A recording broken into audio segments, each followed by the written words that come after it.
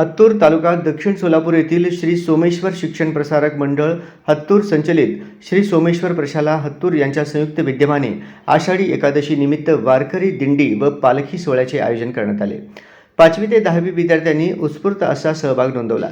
रामकृष्ण हरी विठ्ठल विठ्ठल विठ्ठला हरिओम विठ्ठला या नामगर्जना करीत विठ्ठल रुक्मिणी संत ज्ञानेश्वर संत मुक्ताबाई संत तुकाराम यांची वेशभूषा करण्यात आली। पालखीचे पूजन मुख्याध्यापक श्री शिवयोगी सर यांच्या हस्ते करून या पालखी सोहळ्याची दिंडी प्रशालेच्या मुख्य रस्त्याने ग्रामदैवत श्री सोमेश्वर मंदिर येथे नेण्यात आली।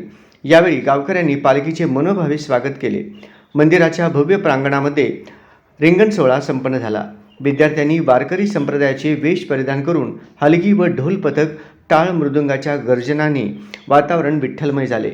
रिंगण सोहळ्यामध्ये विद्यार्थ्यांनी सांप्रदायिक नृत्य सादर केली। टाळ नृत्य व संत गोरा कुंभार कथा या कार्यक्रमाचे आकर्षण ठरले।